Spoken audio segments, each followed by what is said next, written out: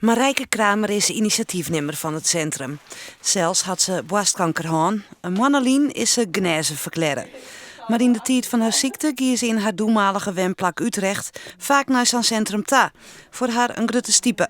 Voor mij was het belangrijk dat ik op een plek terecht kwam waar mensen die hetzelfde hebben meegemaakt met een half woord snappen waar je het over hebt. En wat ik heel erg fijn vond was dat het een warme omgeving was waar je gewoon kon zijn zoals je je op dat moment voelde. En toen ze naar Friesland kwam te wenen, dacht ze, dat ken je Rick. Irona Groeneveld stapte erbij in en het slaggen. Joet is de opening, juster wienen ze nog druk aan het werk. Zwargbelang Friesland stelde romte vergeets beschikbaar en ik oren dogge belangeloos mooi.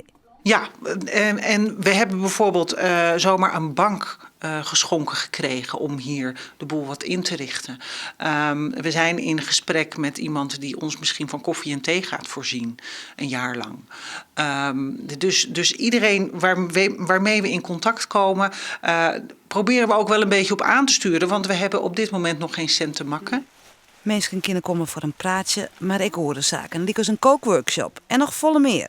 Verwendmiddagen kun je aan meedoen om lekker te ontspannen. Er zijn creatieve activiteiten. We gaan lekker wandelen. Het is een spannende onderneming, maar ze zijn ervan overtuigd dat het onslacht.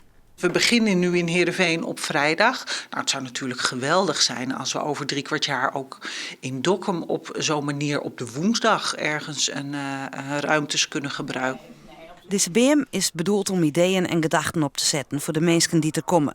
Marijke had in hopen. Zodat mensen hier zich echt op hun gemak voelen en ondersteund voelen door ons allemaal. Morgen is het centrum van 11 tot 4 open.